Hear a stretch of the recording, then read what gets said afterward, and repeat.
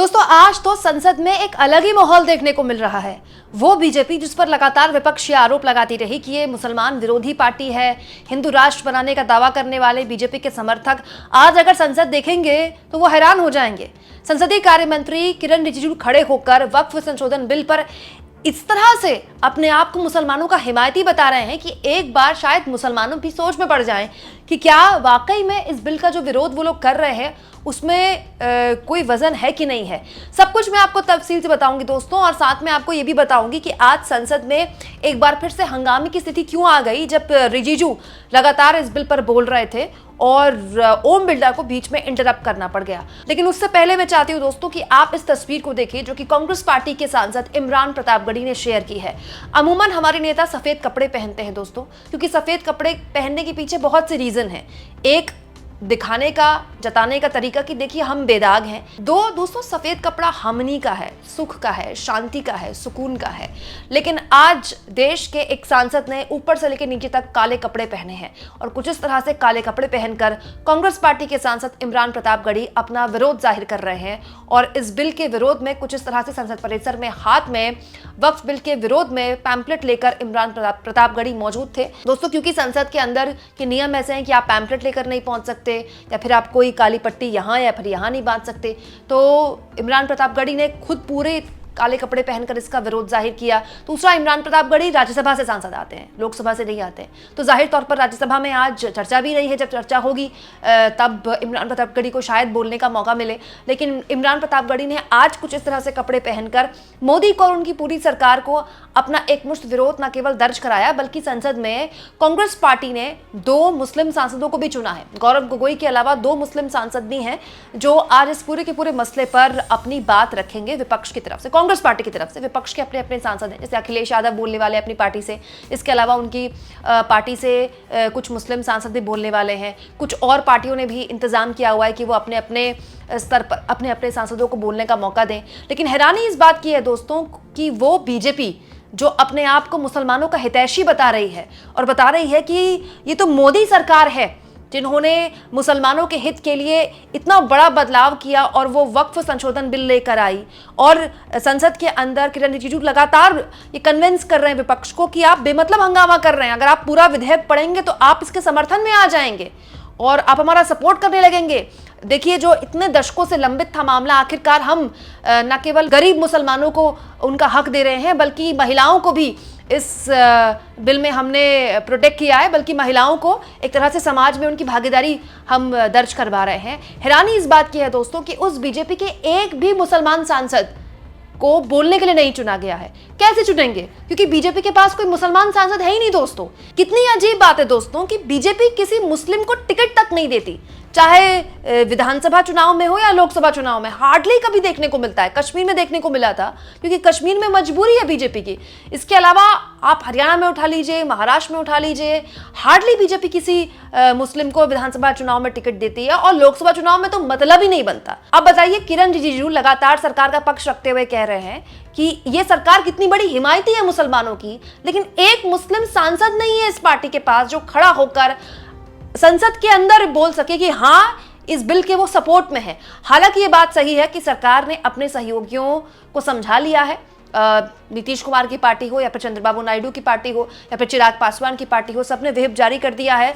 लेकिन आने वाला वक्त बताएगा कि इस बहस में इस सरकार के लिए क्या खोया क्या पाया वाली स्थिति निकल कर आती है, क्योंकि अभी तो बहस शुरू हुई है।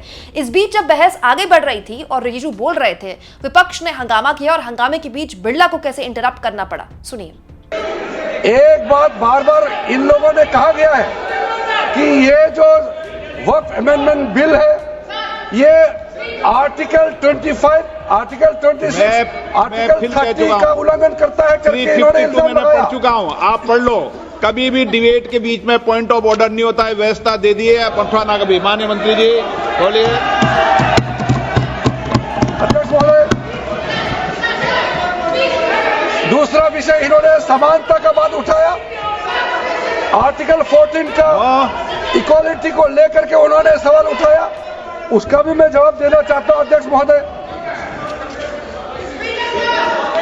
ये कोई तरीका नहीं है,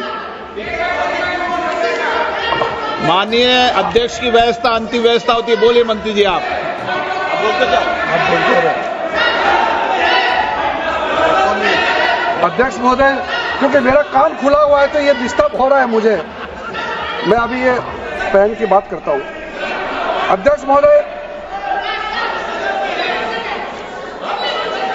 महोदय, ये वक्फ बोर्ड का जो काम है, ये बेसिकली वक्फ प्रॉपर्टी को जो संभालने वाले मुतावली और जो वक्फ प्रॉपर्टी को व्यवस्था करते हैं उसको संचालित करने के लिए ये गवर्नेंस का, सुपरविजन का एक प्रावधान है।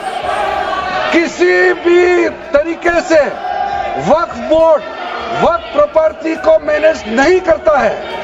वक्फ बोर्ड वक्फ प्रॉपर्टी मैनेजमेंट में हस्तक्षेप नहीं करता है। आप साफ साफ सुन लीजिए, अगर इसके पास तर्क नहीं है तो इस तरह यहां डिस्टर्ब करके बहस का स्तर को गिराने से कोई फायदा नहीं है सर, ये कोई तरीका नहीं है सर। बोलते जाओ सर, वक्फ बोर्ड का क्रिएट करना एक जो वाकिफ होता है, जो अपना विलिंगली वक्फ क्रिएट करता मैंने है। व्यवस्था दे दी है, आप जब समय हो तो बोले नो, प्लीज बैठिए। ये तरीका ठीक नहीं है आपका, बैठिए आप। नो, बैठिए। माननीय मंत्री जी, सूची है 2013 की प्रॉपर्टी निकाल बताना है।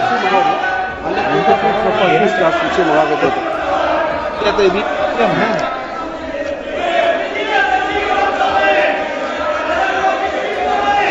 अध्यक्ष महोदय, सबको बोलने का मौका मिलने वाले हैं तो कम से कम बात को शांति से सुनने के बाद आप अपना बात रखिए। ये कोई तरीका नहीं होता है सर।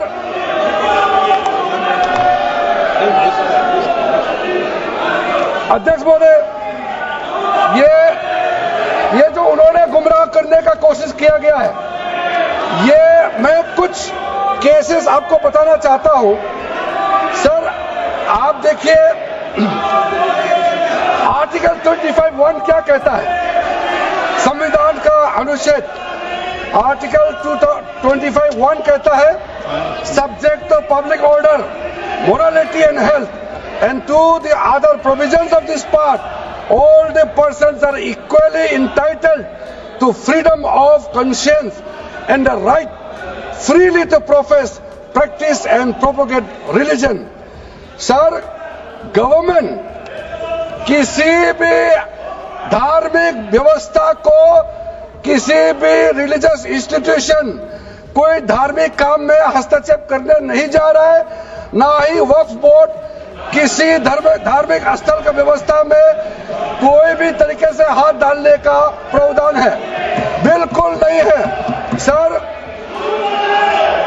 आप अगर हम कोई नमाज, सर ये क्या झूठ बोल रहे हैं? ये कॉन्स्टिट्यूशन, हम कॉन्स्टिट्यूशन का प्रावधान पढ़ रहे हैं फिर भी झूठ बोल रहे हैं।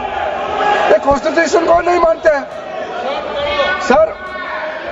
किसी मस्जिद का मैनेजमेंट को हम हस्तक्षेप करने का कोई इसमें प्रावधान नहीं लिया जा रहा है।